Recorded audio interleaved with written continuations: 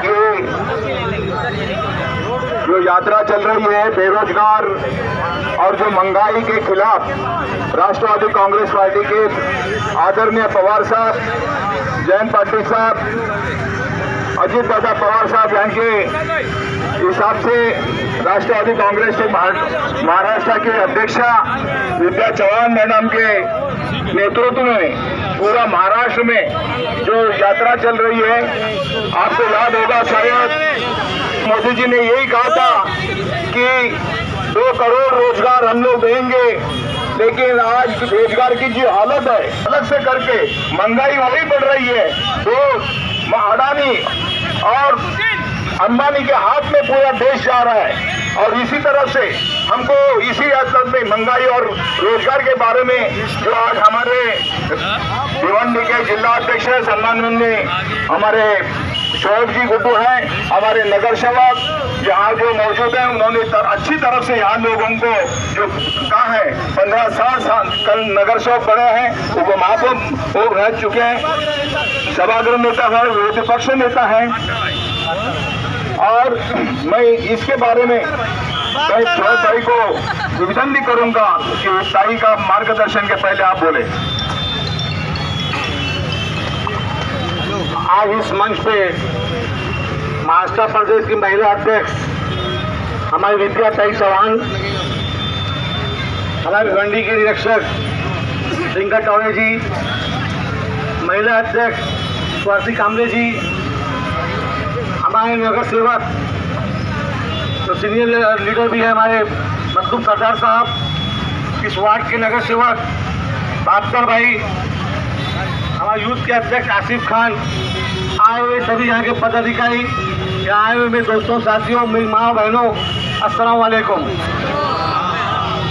मैं सबसे पहले भिवंडी शहर की तरफ से और राष्ट्रवादी पार्टी की तरफ से, चाहे अनाज हो, चाहे कोई भी चीज़ें हो, महंगाई बढ़ते चली जा रही है, लेकिन इसके ऊपर कोई बात नहीं कर रहा है। सिर्फ और सिर्फ हिंदू मुस्लिम के ऊपर बातें हो रही है, देश को बांटने का काम हो रहा है। आज हमारे बाबा साहब अम्बेडकर के संविधान को खत्म करने की कोशिश की जा रही है। दोस्तों साथियों, यहाँ जो आज इस देश में महिलाओं के साथ अत्याचार हो रहे हैं, ये सब चीज़ से हमको लड़ना पड़ेगा और ये सिर्फ और सिर्फ हमारे अकेले की बस की बात नहीं है, हम सब एक होकर लड़ेंगे तो ये भाजपा सरकार को उखाड़ कर फेंकेंगे, ये मैं उम्मीद करता हूँ। आज भिवंडी शहर के अंदर पावर लूम का शहर है, कपड़े बनते हैं ताई, यहाँ पे 5 लाख मजदूर है यहाँ पे। आज पावर लूम सब बिकते चला जा रहा है, आज मजदूर तबके के लोग बेरोजगार हो रहे हैं, इसका जिम्मेदार कौन है? आज हमारी नौजवान पीढ़ी कोई बच्चा MBA किया है, कोई बच्चा डॉक्टर है, सरकारी नौकरी मिल रही है, या कोई नौकरी मिल रही है। कितने नौजवान बच्चे बेरोजगार होने की वजह से नशे में आ रहे, नशा कर रहे हैं। बहुत शर्म की बात है, जो माँ बाप अपने बच्चों को तकलीफ उठा के परवरिश की और उनको तालीम दिया, आज वो बच्चे अगर नशा कर रहे होंगे तो उनके परिवार वालों पे क्या बीत रही होगी दोस्तों साथियों। क्योंकि वो बच्चा इसलिए नशा कर रहा है, तो वो भी सोचता है कि मैं इतना मेहनत करके पढ़ा, आज मैं अपने घर वालों की परवरिश नहीं कर सकता, घर नहीं चला सकता। तो इसलिए मेरा यही आप लोग से अपील है कि आज आने वाले वक्त में बहुत दुख की बात है, पश्चिम से भाजपा का MLA चुन के आता है माइनॉरिटी के शहर में, लेकिन कम से कम भाजपा और सीधे अपना सीधे गठ से अगर लड़ना है हम लोगों को आने वाले महानगर पालिका के इलेक्शन में, आप लोगों को बहुत सोच समझ के फैसला लेना होगा। राष्ट्रवादी पार्टी एक ऐसी पार्टी है जो आज माइनॉरिटी के लिए लड़ रही है।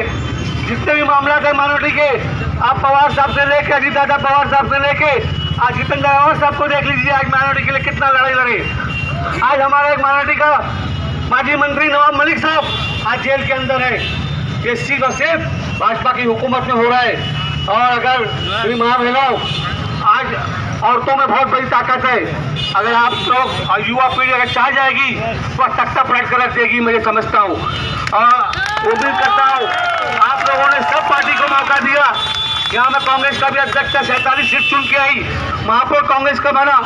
उसके बाद भी अफसोस की बात है जो इस शहर का उम्मीद थी वो काम नहीं हो पाया, लेकिन समाजवादी को भी मौका मिला, हर चीज लोगों को मौका आपने दिया। लेकिन आने वाले वक्त में एक बार राष्ट्रवादी पार्टी को आप लोग मौका दीजिए इंशाल्लाह, और आपको विश्वास दिलाता हूँ जो भी आगे काम है वो काम पूरे करके दिखाऊंगा, ये मैं आप लोगों को भी दिलाता हूँ। दोस्तों साथियों, टाइम बहुत है, हम लोग तो बातें करते रहेंगे।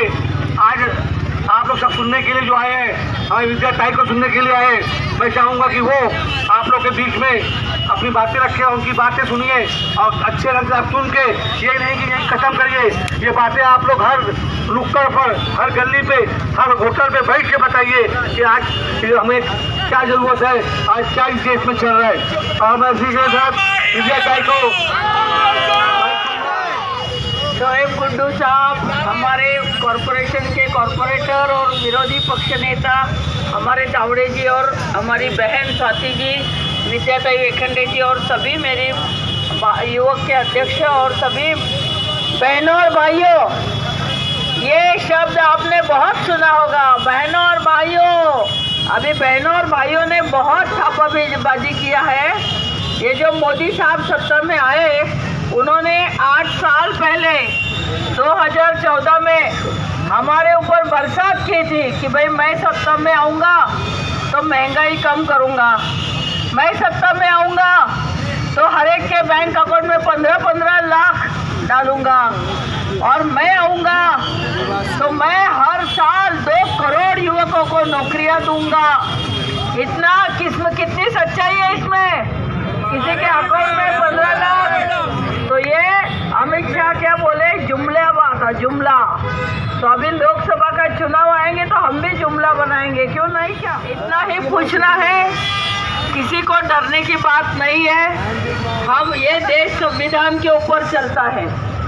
इस देश का संविधान ये कहता है कि अगर 8 साल पहले आपने जनता को ये कहा था कि भाई सत्ता के मिलने के बाद महंगाई कम करूंगा, तो ये जनता का अधिकार है कि हम मोदी साहब से सवाल करेंगे कि भाई महंगाई कम क्यों नहीं हुई। हमारे मनमोहन सिंह के सरकार के टाइम गैस का सिलेंडर 400 रुपये था, आज 1200 रुपये हो गया है। मेरी बहनें हैं यहाँ पर, मैं जब अपनी बहनों के मीटिंग में जाती हूँ तो सब यही बोलते हैं, सबसे बड़ा सवाल कौन सा है, तो महंगाई का है।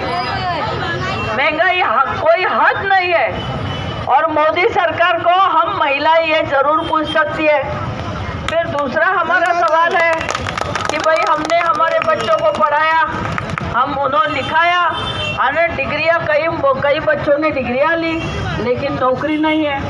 आपने तो कहा था कि 2 करोड़ युवकों को हर साल, यानी 8 साल में 16 करोड़ युवकों को नौकरियां मिलनी चाहिए थी, नौकरियां नहीं मिली। तो ये तो पूछ सकते हैं ना भैया, क्या जेल में डालेंगे क्या? और मैं जेल में डालेंगे तो मैं तो नहीं डरती जेल में जाने से, कोई डर नहीं मेरे को।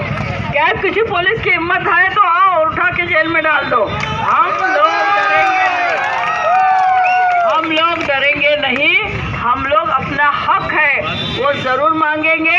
हमने सरकार चुन के आपको बिठाया है, जनता का अधिकार है। डॉक्टर बाबा साहेब अम्बेडकर ने हमको ये अधिकार दिया है, इस संविधान में दिया है। अरे आप तालियां बाद में बजाओ, पहला सुन लो। तो मैं बहनों को बताना चाहती हूँ कि ये जागर यात्रा क्यों है। ये जागर यानी क्या, जनता को जागरूक करना। पहले के जमाने में हम लोग मृणाल ताई गोरे, अहिल्याताई रांगणेकर जैसी बड़ी बड़ी नेताएं थी, वो रास्ते पे हाथ में बेलन लेके हम लोग रोटी बनाते, वो बेलन लेके मंत्रालय में जाती थी, महंगाई कम करो, और मंत्रालय में सब पुलिस, सब मंत्री डर जाते थे, बाप रे इतनी औरतें बेलन लेके आई, अभी हमारा क्या होगा। तो ये हमारी ताकत है, महिलाओं में बेलन की ताकत है। अगर हम पूछेंगे कि महिलाओं को महंगाई की सबसे बड़ी तकलीफ है, आप काम करोगे या नहीं? तो मोदी को भी, फडणवीस को भी और शिंदे को भी जवाब देना पड़ेगा।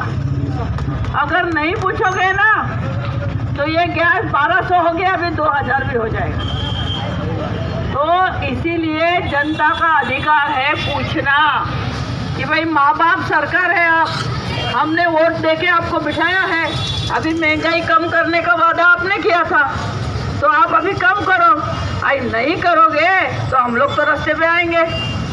इतना सिंपल है, ये मैथमेटिक्स एकदम सिंपल है, कोई बात नहीं। रोजगार नहीं, हम युवक आ सकते हैं कि भाई हमको बोला था 2 करोड़ नौकरियां दूंगा, कहाँ है नौकरियां?